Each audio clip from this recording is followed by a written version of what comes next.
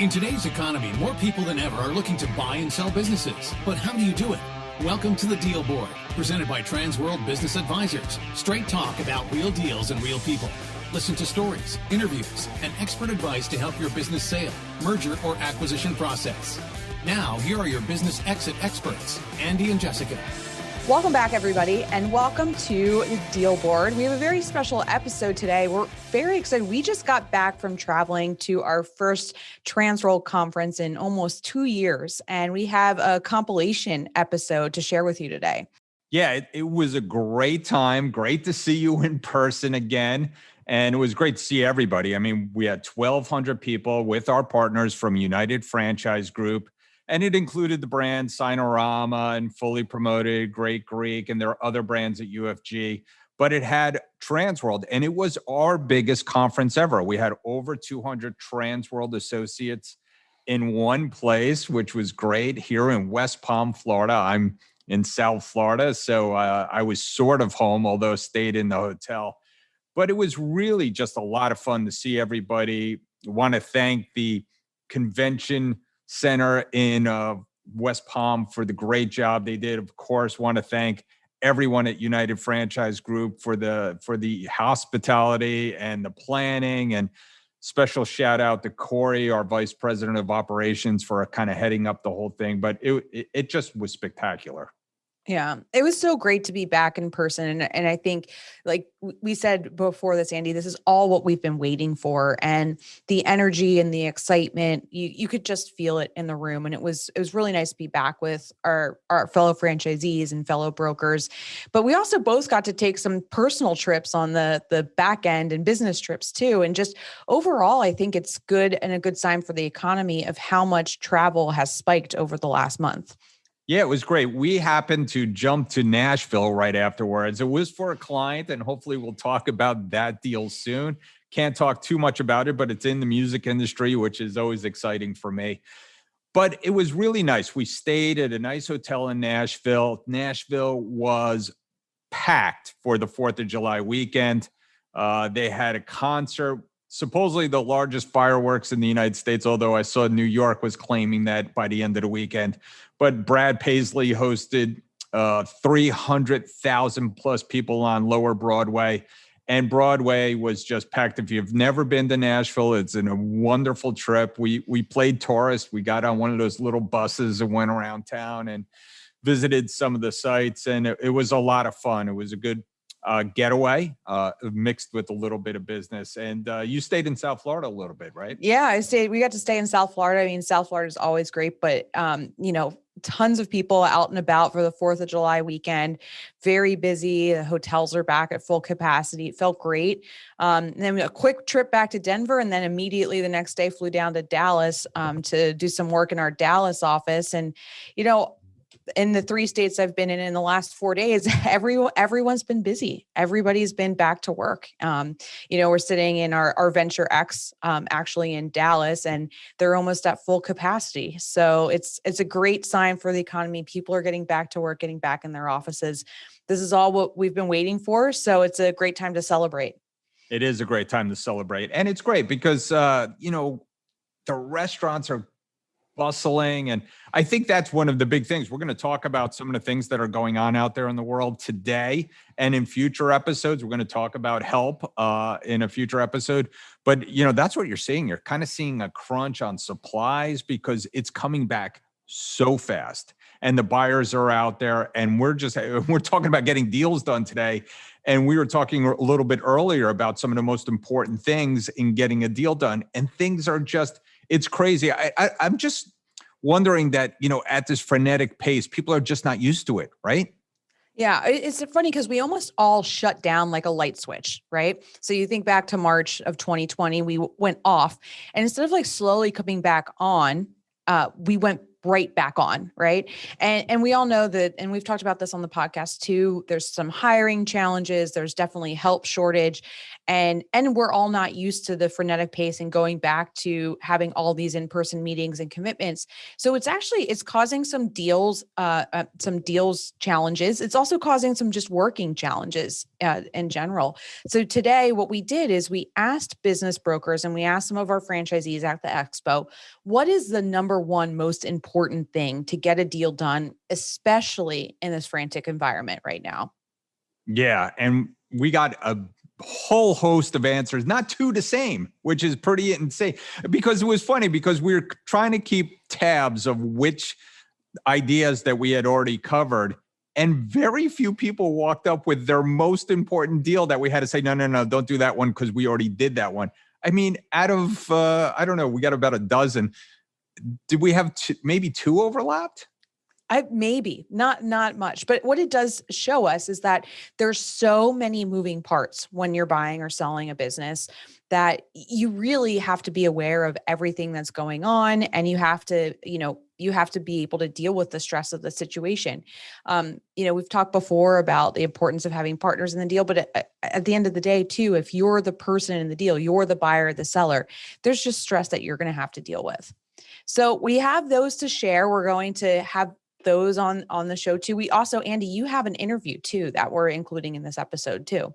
Yeah, we're talking about getting deals done. And one of the most important things in getting a deal done is influencing people. We have Brian Ahearn from Influencing People LLC.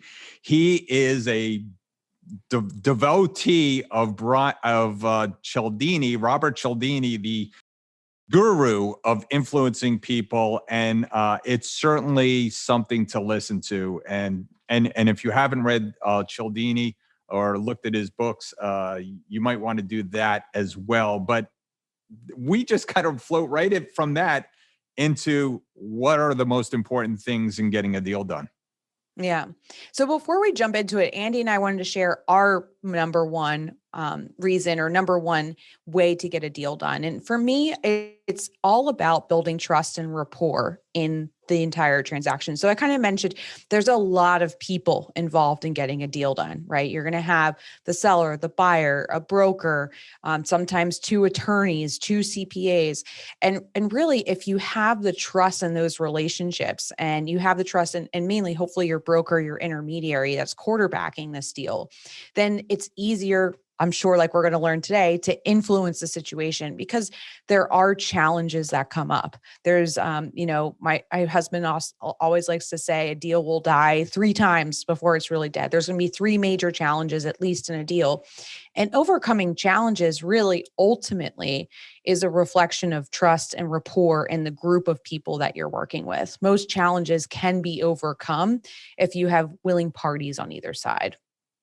And that's my most important point. You just led me right down the path. I know. Right? That was that's planned. Really important. Obviously, gaining trust of everybody, but there are people that come into deals that are just deal breakers. And so my most important point is making sure you have the right team, because we've seen it before. It's very, very difficult to overcome a deal breaker in the deal. There's that one sour pot that's going to make sure that their client is fully protected.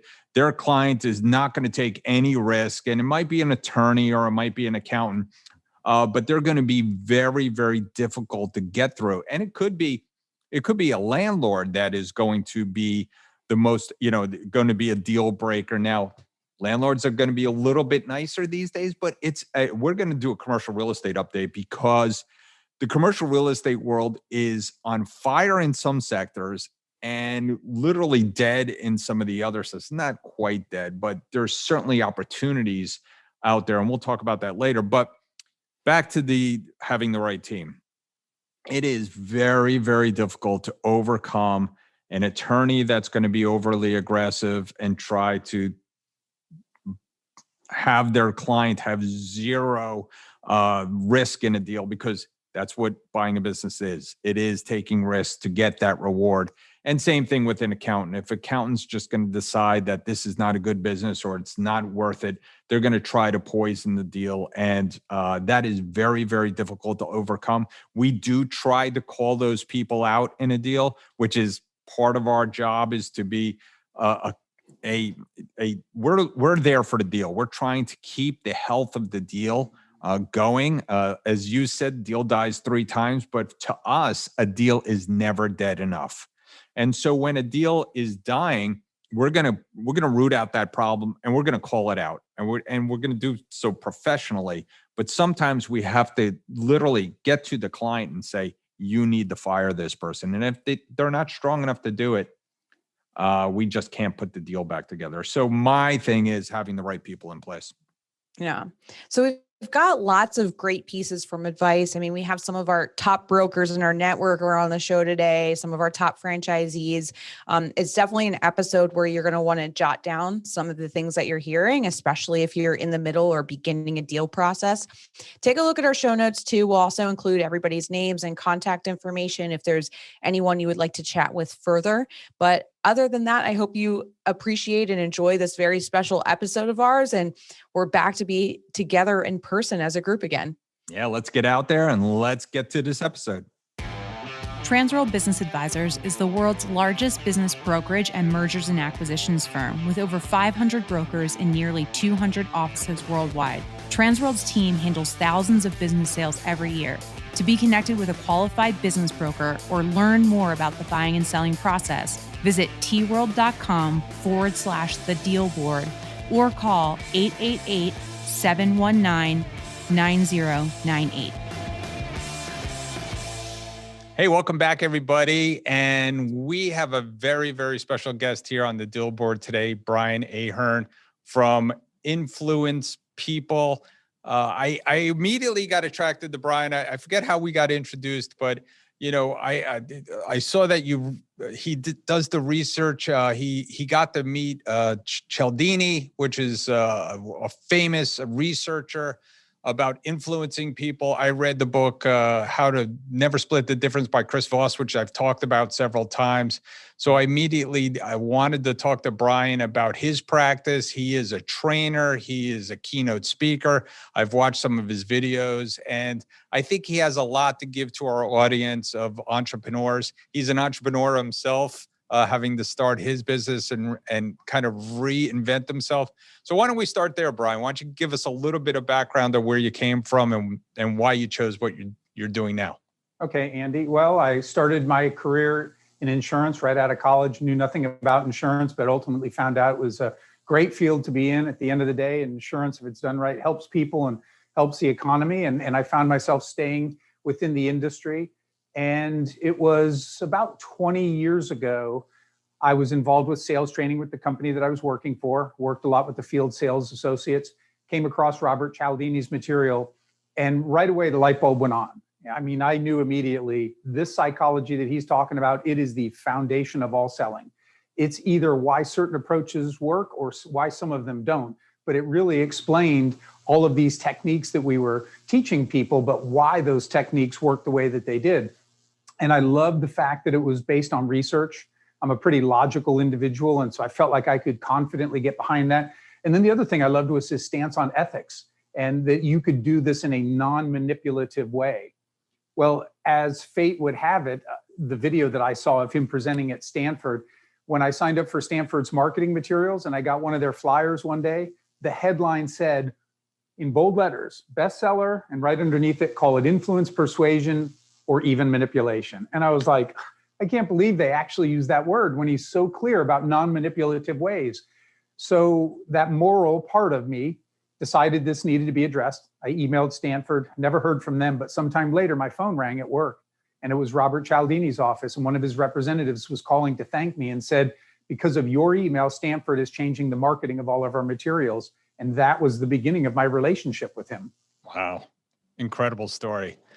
So tell us about your practice. Tell us about what you're teaching people morally, how to influence people, but doing it the right way. I mean, I always say we do good deals for good people. We want to help people through a process. I don't feel like I'm in sales. I feel like I'm in the project management business, that we're trying to help people, but you do have to influence people to get people through a process. Absolutely.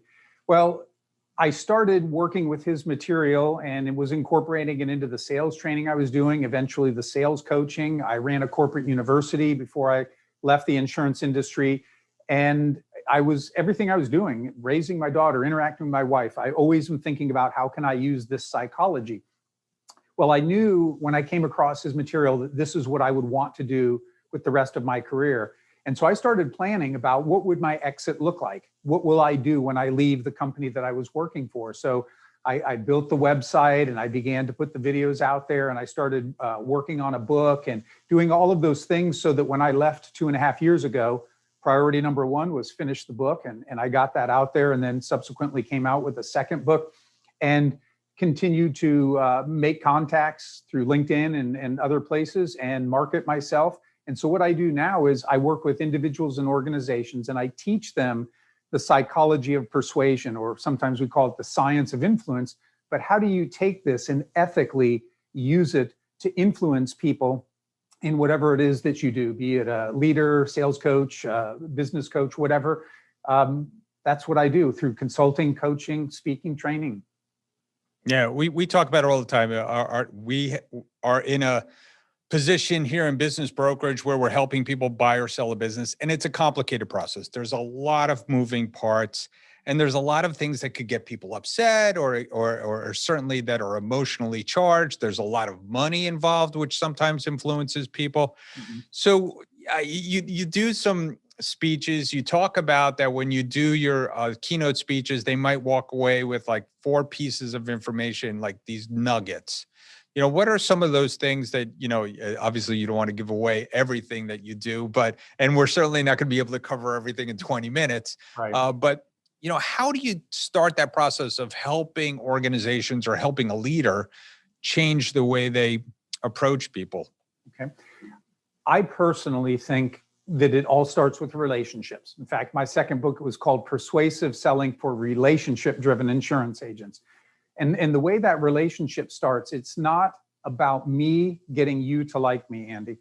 Now, there's a principle that we talk about, which is called liking, which every person listening to this podcast knows. It's easier for us to say yes to the people that we know and like. But it's not about me getting you to like me. It's about me coming to like you. What can I find out about you that would make me say, Andy's a good dude, and I really want to spend time with him. I really want to work with him. And we do that by 2 simple things. One, if we find out what we have in common, then it's easy for us to like people that we see as similar to ourselves. And 2, we look for things to compliment in others. Because if I find something complimentary about you and I pay you the compliment, I begin to think more highly of you. And the reason this is so important is the more I come to know and like you, the harder I will work for you. The more I will stick in there and try to find a way to make it work, because I want to do right by the people that I like. And when you sense that, hey, Brian's kind of different, and he really, I can tell he really genuinely likes me, you become more open to what I might put on the table. You are willing to stick in there a little bit longer and try to find a way to make it work. And the other thing that's so important is I think it completely removes manipulation from the equation, because I'm sure you're like me, Andy. You would never manipulate your friends. And so make friends with the people that you're going to do business with so that you give your best effort and you don't ever have to worry about, are they thinking about manipulation in this? Yeah, life's too short, as I always say. I always say we don't want people to buy bad businesses. I mean, we want to go out there and be trusted advisors in our community. I talk about it a lot, being involved with charities and things like that, that we want to show that we're here for the better good of the whole community. Mm-hmm. And we certainly don't want people buying a bad business or people buying the wrong business. So yes, I mean, we want to like, and we want people to like us. So we continue to do business long into the future. Right. So we talked about a little bit about Robert Cialdini in the beginning. I should be able to say his name a little bit better. You got it right. Of Italian heritage. But tell us a little bit, some of what attracted you to his research. What are some of the things that are aha moments for you? Okay. Well, when I came across the material, one aha was that I knew it related to what I was doing in helping salespeople. When we had the conversation, when his representative called.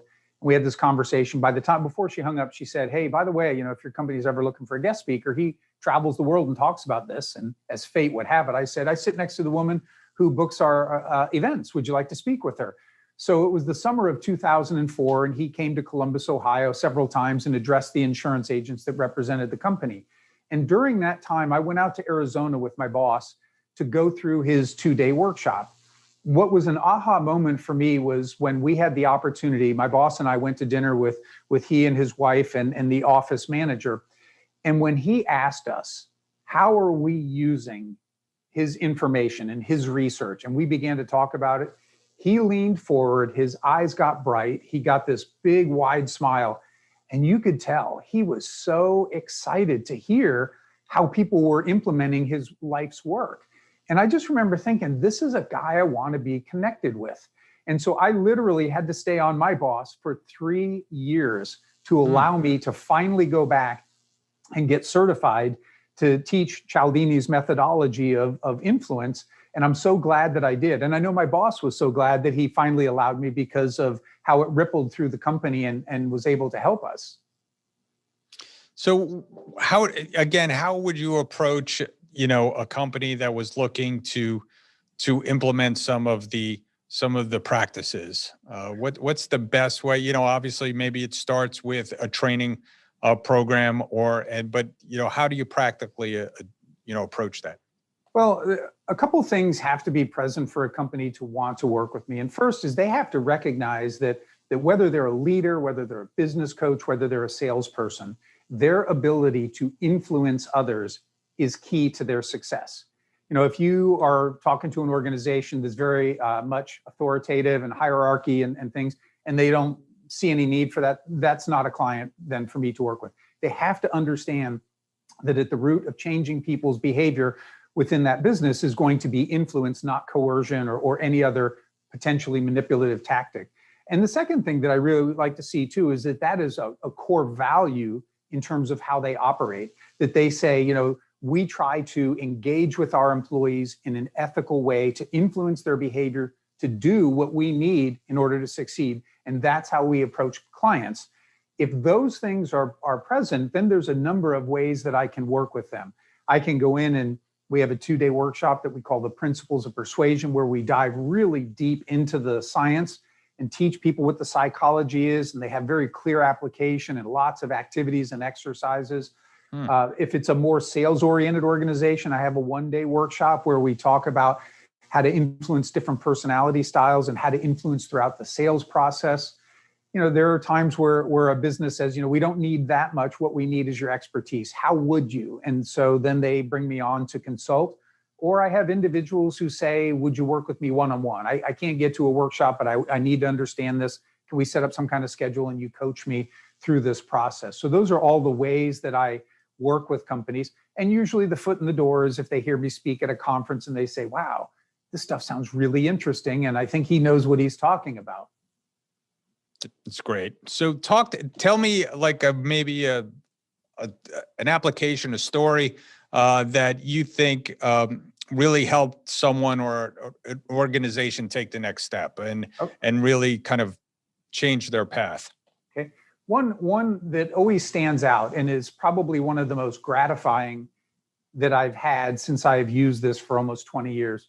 I was working with an insurance agency in a suburb of St. Louis. And this was, I think, 5 years ago. So I'm working with this agency. We do the 2-day workshop. At the end of the workshop, we have a time where we strategize about real situations. So dad, who started the agency, 2 sons and daughter, who all work in the agency, sit down with me and say, okay, here's our situation. We want to move our office into the city of St. Louis. We want to support the city. And we're having problem with somebody who is part of, and I want to say like the Historical Preservation Society. And so where they were wanting to put their building, they were really getting into pretty much like a pissing match about the height of fences, where the doors should be, certain other things that really were so minor. So after listening to them for a while, I said, it seems to me that you both want the same thing. She wants a building that the city is going to be proud of, that preserves the historical look and feel. You want a building that your employees will be proud to come to, that your clients will be proud to come to. You want the same thing, and that's what you need to emphasize. So they went in about a week later to have this conversation, and I got a text from one of the sons and said, we're thinking about everything that we learned in the workshop and we're ready. And they ended up doing the deal because at the most tense moment, one of the sons said, almost verbatim what I just said to you. He said to the woman, we both want the same thing. We know you want a building that the city will be proud of, and we want a building that our customers and our employees will be proud of. Can't we figure this out? And she said, I've never drawn a line in the sand that I wasn't willing to cross. Thank you. And they got the deal done. And Andy, the reason that means so much to me is because I know that for maybe a generation, maybe, for 10, 20, 25 years or so, that family business is going to be in that building. And maybe children and grandchildren are going to be working there. And I know I had a big hand in making that happen. That is really cool. That's a great story. And it just goes to show that, especially in deal making, it really comes down to trying to satisfy each other's needs. If there's one thing that you wanted to leave everybody with, what would that be? Well, in the context of negotiation, I think a lot of times people want to play everything close to the vest. And quite often, if you give people space, if I were to say, Andy, what do you need to come out of this negotiation looking like a rock star? What is it that your boss is going to pat you on the back and say, way to go? And then hopefully after you've shared that, you ask me, give me space to do it. But if you don't, for some reason, I can say, could I have a moment to share with you what I need? And I put that on the table. And what we look for is what we have that's crossover. And we say, you know what, we've got more in common here than we might have thought. Let's figure out a way to build from that so that we both leave this feeling good about the relationship and knowing that we're going to look like rock stars to our boss. And most of the time, if you're dealing with people who are ethical and upright, you can figure that out. It's not a matter of, I'm going to squeeze the next 1% out of you. It's, I want you to leave this and feel good about it because there's a really good chance that we'll probably be doing business again. So we want to make sure that relationship is solid. It's great. Great advice. Brian, if someone wants to get in touch with you, to have you come speak or do a workshop, what's the best way to get in touch with you? Two ways. Certainly reach out and connect with me on LinkedIn. And I guarantee you this, if you don't tell me that you heard me on the podcast, if you just send that request, I will come back and say, how did you find me? I like to find out why people are reaching out, but I also think that keeps social media social, where we actually can have some real interaction. The second way is my website, which is influencepeople.biz. If people go out there, they're going to see more than 100 podcasts that I've been on, videos. There are links to my LinkedIn learning courses. I've been blogging for more than a dozen years, every single week, links to my books. So those would be the two avenues. Excellent. Well, Brian, I do remember how we got in touch now. So through an old friend. So yep, thank you. So thank you so much for coming on today. I really appreciate it. You're welcome. My pleasure. Hey, Andy, do you know what time it is? It's time for our deal of the week. Deal of the week. Sold. Hey, welcome back, everybody. It is Deal of the Week, and we have Tony Khoury from Transworld Business Advisors of Eastern North Carolina. Welcome, Tony. You just did a great deal. It was a really nice deal. Plumbing deal, correct? Yes, plumbing distributorship. Yes, a plumbing distributorship, Andy. Yeah, so tell me about it. Tell me about, Okay, so this is a really, really cool deal. A business that's been around for over 30 years, family business. Came with real estate. Did about $5 million in sales. Nice. And we had, they were looking to retire. And so it was a great referral from a CPA that we worked with. And basically we had the business listed. And within 2 weeks, we had 7 letters of intent. Wow. Talking about creating competition for the buyers. Great. Again, we're seeing more and more business owners retiring. So we're hearing that more often. And this was a nice deal. Tell us about the price, kind of multiple. So we were at a 1.1 EBITDA. So we were at a 3.5 multiple. And 3.75 was the sales price. That was including real estate, but because of the competitive nature of the multiple LOIs, the one that we closed on was a strategic buyer that was out of Ohio, that $4.5 billion company. Nice. That gave us a full price offer without the real estate, so that the mother, the grandmother, was able to keep it and keep that revenue rental stream coming. Wow, sounds like a great deal for great people again. Tony, if someone wants to get in touch with you, talk more. Sure. Tony Khoury, Transworld Business Advisor of Eastern North Carolina, 252-347-9606, or T Khoury, Khoury, at tworld.com. Great deal. Congrats again, Tony. Thank you, Andy. Appreciate it. All right, we're here with Al Fialkovich, my other half, Transworld Business Advisors of Colorado. Al, what is the most important thing in getting a deal done? The most important thing in getting a deal done is great communication between buyer and seller. People do business with people they like, period. Yeah, I mean, communication is key, especially when people get scared when they're in the dark, right? So you got to keep up the communication.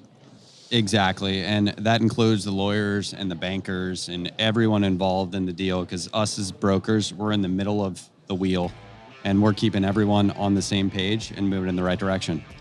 Great point. Thanks for joining us on the show, Al. Thanks for having me. Hey, welcome back, everybody. And we have my partner and dear friend and 20-plus year veteran of Transworld, Peter Burg, here in South Florida, heading up our M&A team as well. And Peter, you've been through a lot of deals over 20 years. You have a great point. You know, I think that the way to get deals done is to watch out for all the points of failure. There are a lot of things that can go right in a deal, but it's the things that go wrong that are going to make the thing crater. So you want to look for you don't want to be surprised. There are a lot of outliers that maybe you don't have your arms around. It could be something as simple as the lease, for example. You always hear the stories about, you find out at the very end, the landlord wants a $10,000 lease assignment fee. Well, that would have been very easy to find out if you had a copy of the lease and you looked at it when you actually took the listing, as opposed to a day before the closing. And that's just one example, and there are many, many others like that. So look for the points of failure, figure out what could happen that could kill this deal, and follow it up. Try to do all your homework ahead of time and be ready and get your deals closed. Like always, great advice, Peter. Thank you so much for coming on the show. Thank you. All right, so we're here with Gerry Brisson from our Houston, Texas office. Gerry, what's the most important thing in getting a deal done? Well, I think one of the most important things for us is for the sellers to have quality financial information and tax returns that are that are legitimate tax returns, that Somewhat truthful, right? Somewhat truthful. Quality tax returns make a huge difference. I mean, we see so many of our sellers don't have that in place, and it makes it a struggle to get deals done. So I would say that's the number one issue for us. It's a great reason, and we didn't talk about books and records yet. It's perfect. Yep. Thanks, Gerry. Thanks, Gerry. Thank you. Hey, we're back, and we have Deborah Carman from Carman Law Firm, and we are talking about the most important things in closing a deal, and Deborah has a great one. She's closed so many deals for us. Deborah, what's the most important thing? Thank you, Andy. The most important thing is to make sure you have the right parties, not only when you sign the listing agreement, but the right parties there at the closing table. What we find is that people get confused as far as designations. People put nicknames to people. We've actually had people here that were called Tony, but it's something like James on their formal name. If you don't have the correct people, when you have an LLC, a limited liability company there, a member or manager, you don't have the right people there signing on behalf of the corporation, your president, your vice president, and you don't have anything as far as the shareholders involved, or you have the members involved, it winds up being a problem not only when you close, but down the line later on when people say to you, that was not an authorized representative, and your closing is now going to be overturned.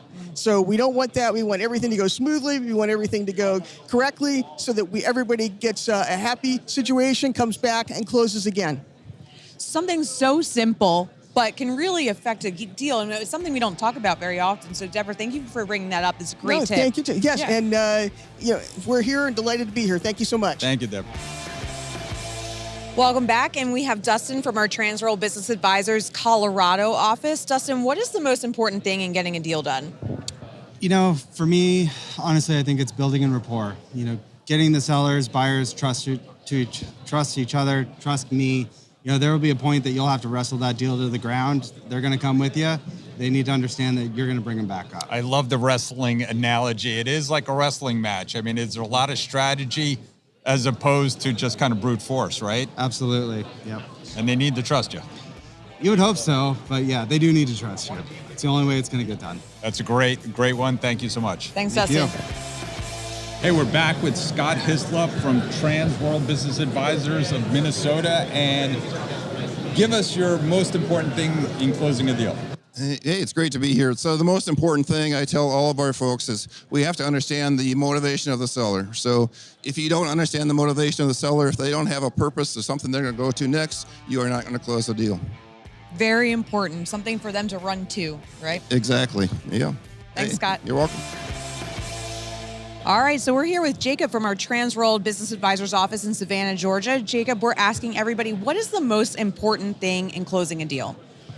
Today I wanted to kind of talk about personality qualification. A lot of times you get into deals and it can be really difficult to work with a buyer or seller. And at the end of the day, you need to be able to take them out for a beer and get to know them or even meet them in their home. If you've got a difficult buyer or a difficult seller, it can make the deal feel that much longer, and it can take an X amount of work to get it done. This is a great point. We don't think about it a lot, but it's a long process. It's something that you can't talk people into and happen immediately. This is a long process. And if they're not in the right frame of mind, and if you can't work with them on a personal level, you're not going to get them through the closing table. So it's a great point. Yeah, it's a relationship. Thank you so much, Jacob, for sharing your wisdom and coming on the show. Thank you.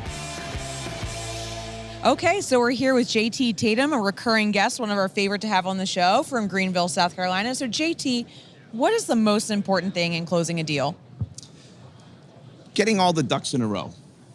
Making sure that from start to finish, you've got all these different steps that you have to go through, and knowing before you get to the point where you're going to close the deal that you've got the things lined up that are going to make it go seamlessly. Because too often, if you miss a step, you're going to go back 4 steps. So if you have all the deals, or all the steps lined up, and you know exactly what needs to fall into place and when, and that you're communicating that to the sellers and the buyer, you control the expectations a little bit more, things go very, very smoothly. Great advice. Thanks so much, JT, for always coming on the show. You're welcome. Thanks for having us. Everybody, welcome back. And we have Chris Mitchell of Transworld Business Advisors of Northwest Atlanta? Atlanta, yes. So, and Chris does a great job of closing deals, and he has a great one for us. I think that one of the most important keys to closing a deal is persistence, keeping your eye on the ball. I think that's our fundamental value. When obviously every deal goes through pressure points and people want to quit and walk away, or other parties don't want to cooperate, and staying focused on it and riding it to the end is what I think is most important.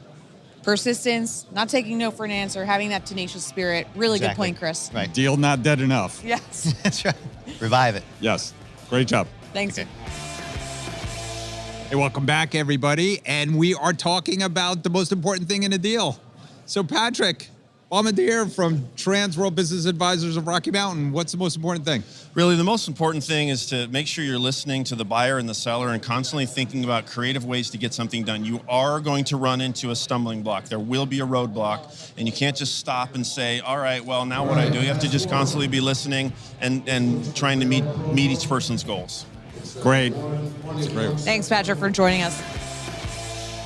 So we have Mike Shea back with us, a recurring and very important guest to have on the show. And Mike, what do you think is the most important thing when closing a deal? So when you asked me that, I had to do a little pause, and then I thought to myself, what's helped me get deals done? And for me, it's control.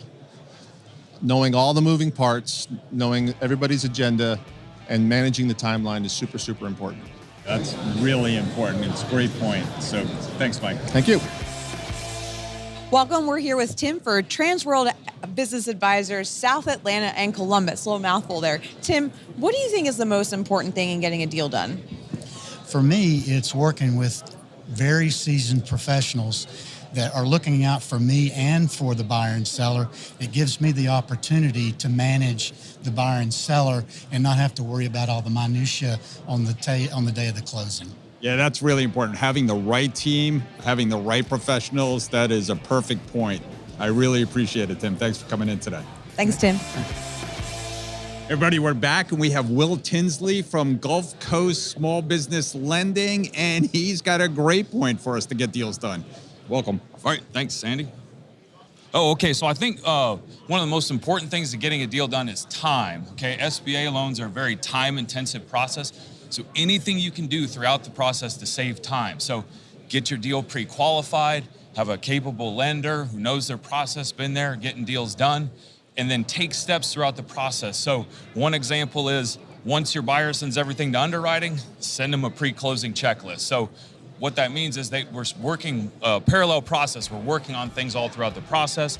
And by the end, we're trying to get it done in 45 days. Excellent. Great point. Thanks so much, Will, for joining us. Thank you. All right, so we're here with John Wall from Live Oak Bank, one of our lending partners. John, what's the most important thing in getting a deal done? I would say having your financing lined up going into the deal. Get pre-qualified, have your documents together, and know what you can and can't afford.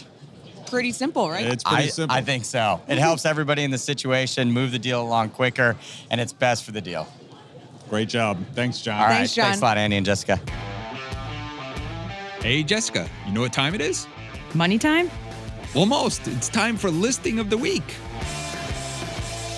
Welcome, everybody. And today, for our listing of the week, we actually want to start with a special announcement. So Transworld Business Advisors has expanded to Canada, and we've got a few offices up there, Ontario and Calgary. And today I want to welcome Waldemar Halek from our Transworld Business Advisors office in Ontario, located in Toronto. Welcome to the show and welcome to the Transworld family. Thank you, Jessica. Thank you for having me. Yeah. So tell us a little bit about your office before we jump into the listing of the week.